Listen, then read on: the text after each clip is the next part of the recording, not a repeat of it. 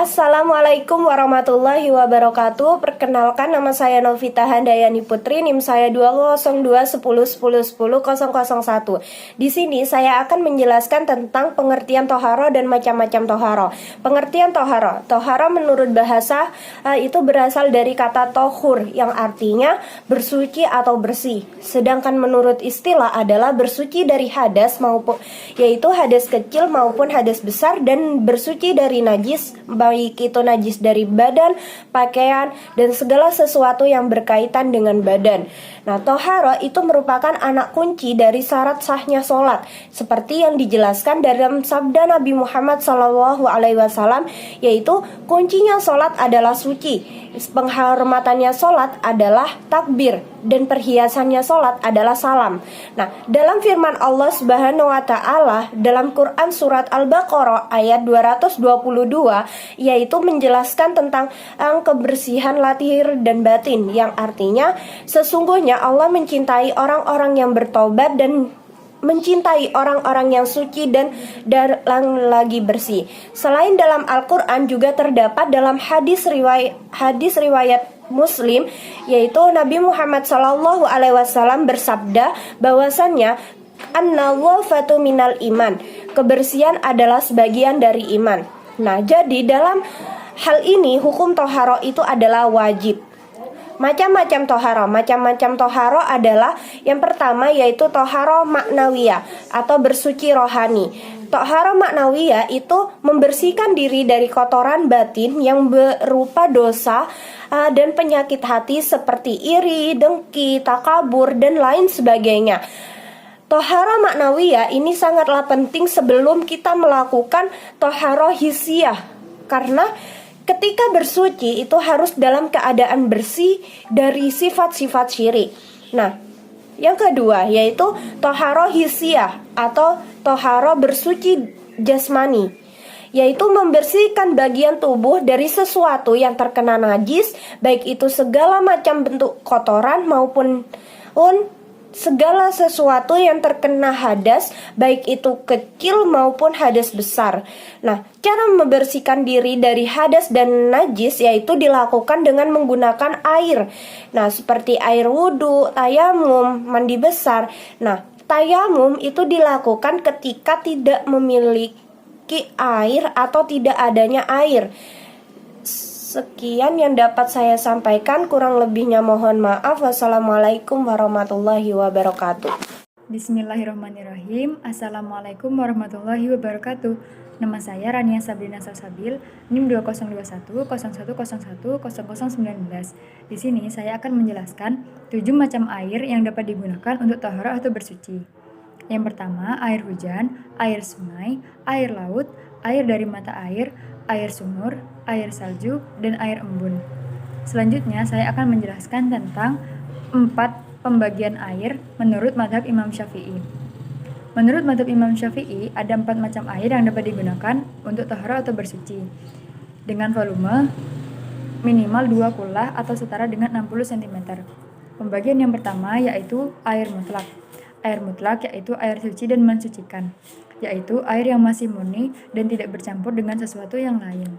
Yang kedua, air musyamas, air yang suci dan mensucikan tetapi makruh untuk digunakan, yaitu air yang dipanaskan dengan terik matahari di tempat logam yang bukan emas.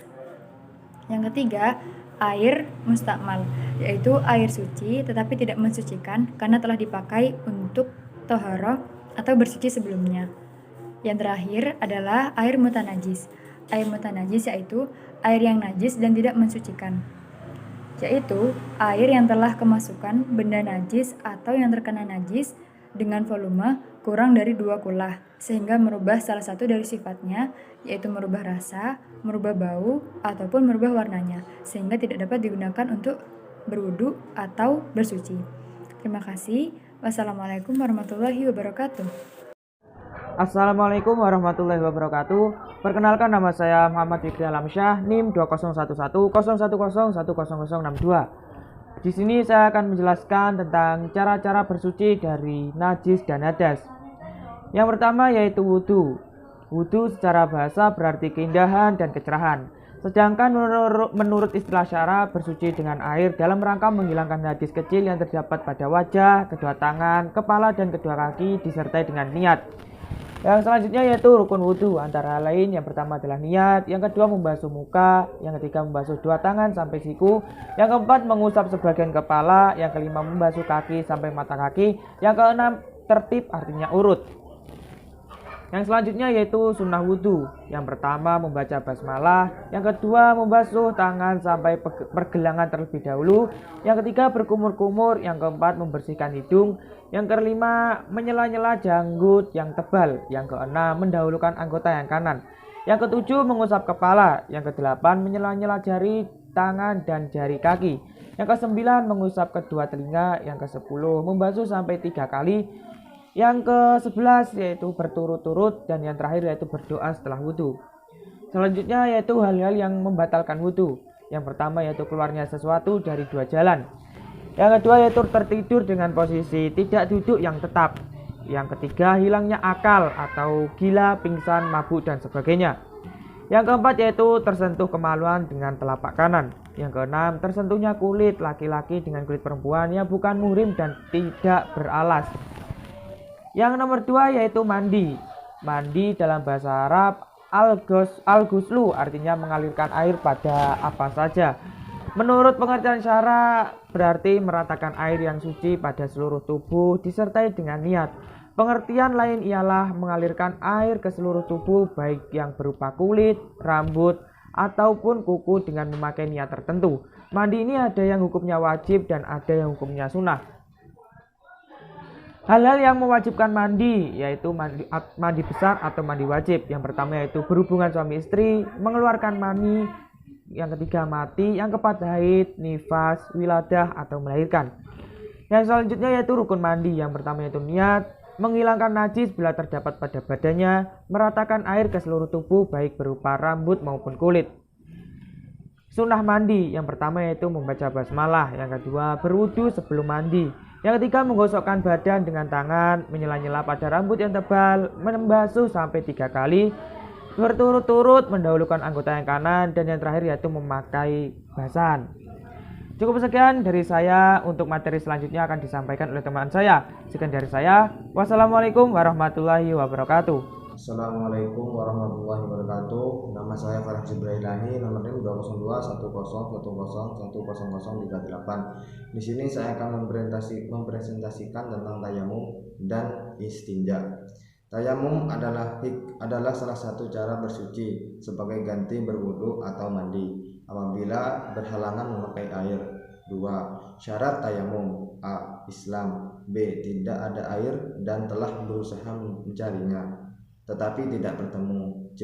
Berhalangan menggunakan air, misalnya karena sakit yang apabila menggunakan air akan kambuh sakitnya. D.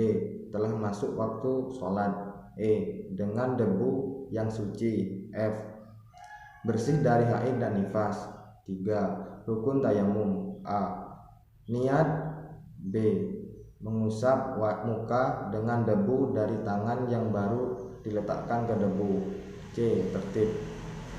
4. Sunnah tayamum: A. Membaca basmalah. B. Mendahulukan anggota tubuh yang kanan. C. Menipiskan debu dari telapak tangan. D. Berturut-turut. Hal-hal yang membatalkan tayamum: A. Semua hal yang membatalkan wudu. B. Melihat air bagi yang sebab ketiadaan air. C. Karena murtad. 6. Istinja: apabila keluar kotoran dari salah satu 2 jalan, wajib beristinja dengan air atau dengan 3 buah batu. Yang lebih baik mula-mula dengan batu atau sebagainya kemudian diikuti dengan air. Adab membuang air: 1. Sunnah mendahulukan kaki kiri ketika masuk ke dalam kamar mandi dan mendahulukan kaki kanan yang keluar kamar mandi. 2. Tidak berbicara selama ada di dalam kamar mandi. 3. Memakai alas kaki. 4. Hendaklah jauh dari orang-orang sehingga bau kotoran tidak sampai kepadanya. 5. Tidak membuang air yang tenang. 6. Tidak membuang air di lubang-lubang tanah. 7. Tidak membuang air di tempat perhentian. Hikmah bersuci: 1. Toharoh termasuk tuntunan fitrah. 2. Memelihara kehormatan dan harga diri orang Islam. 3. Memelihara kesehatan. 4. Menghadap Allah dalam keadaan suci dan bersih. 5. Toharoh berfungsi menghilangkan hadas dan najis, juga berfungsi sebagai penghapus dosa kecil dan berhikmah membersihkan kotoran indrawi.